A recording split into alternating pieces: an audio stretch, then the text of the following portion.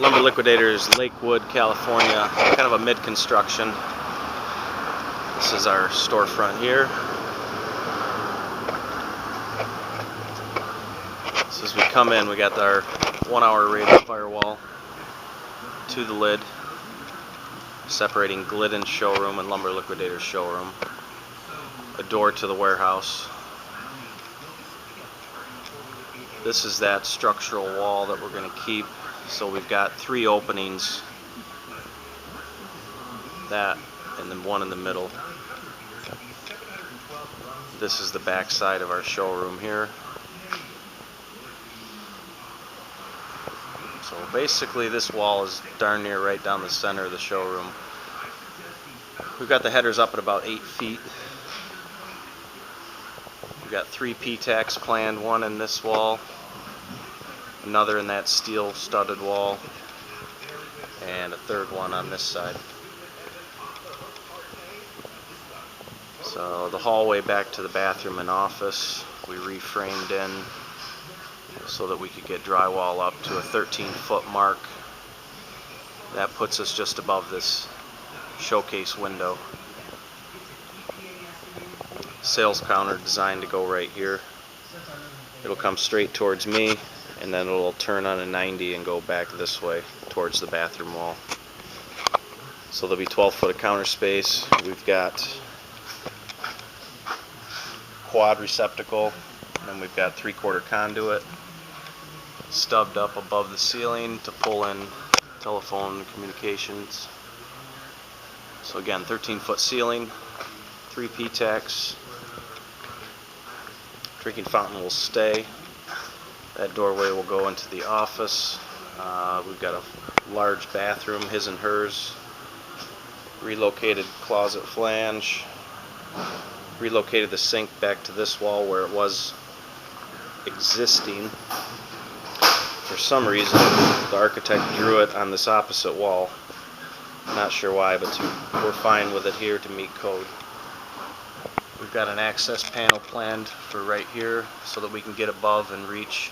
This is where the sign penetrations came in, and they made all their terminations up above this bathroom. So once we get this outside drywalled, we won't have access to that space. So we have to have an access panel in there.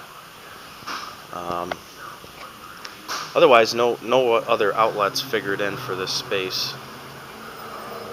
We're going to add some switching in this wall, and then I'll show you the warehouse in a little bit. We'll just step over into Glidden's space, his and hers bathrooms. We'll have a 8-foot ceiling, a hard lid. This is where all the terminations are going to take place, actually be for relocation. This is all Glidden's power, so we're going to reroute it. Instead of taking it through lumber space, it's going to get rerouted through here back to the new service panel, which is now hot. We've got some time clocks that they've installed. These are some of the outlets that were added over and above the tenant separation. We'll have another one in this wall here.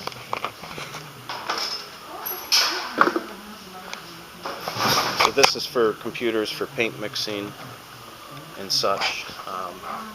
One of the things that we had to do is remove this drywall so that we could get up in there to finish the drywall to the lid, and then we'll be putting drywall back into that space. So we only had to take the ceiling out back here where we're adding the demising wall. We closed this opening off. Cold air return is right at the wall. It's hard to see, but it's directly above that sprinkler head. This is where we're going to have to drop down some ductwork. We'll put a big return air right here in this cavity, trunk over to another one up in this soffit so that we can get plenty of return air. You can see the new conduit over for the power for the rooftop unit. That's been transferred into the new panel and is already live. So we had to create this little jog in the showroom here because of the way the terrazzo flooring was finishing off. We basically built our wall right on top of the terrazzo. And then we'll tie this ceiling back in. We already started doing some drywall work here, and you can see we built walls up into the showcase and also up above the showcase because it's like a soffit. Yeah, hard to see in this light. Removed all the ductwork back here. We'll raise up all the sprinkler heads. You can see where we ground the concrete. We had about a 3/4 inch transition here, so we ground it all down. It's like a ramp sort of now.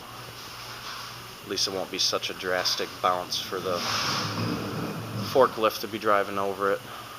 This is a 1-hour rated wall. That's why we've built these walls all the way through to the storefront. We'll paint the lumber liquidator side. We'll paint that black again. This is a 2-hour rated wall. It already has 2 layers on it, so we shouldn't have to touch it.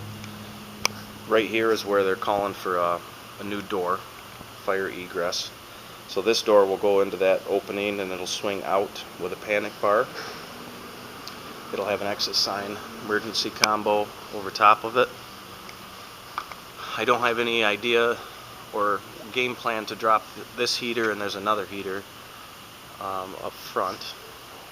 I don't have any plan to raise the lights in the loading dock area, but the rest of these lights will raise up at least to that that main supply for the sprinklers that's painted silver there. We'll at least raise the lights up to that point. Reusing all these lights. These lights here we're going to rehang. There's going to be 18 of them going in the back of the warehouse space here. They'll run parallel to that storefront glass there. So there'll be 2 rows of 9. Those will get put onto a motion sensor just like these lights are. You can see that round white motion sensor up in the ceiling there.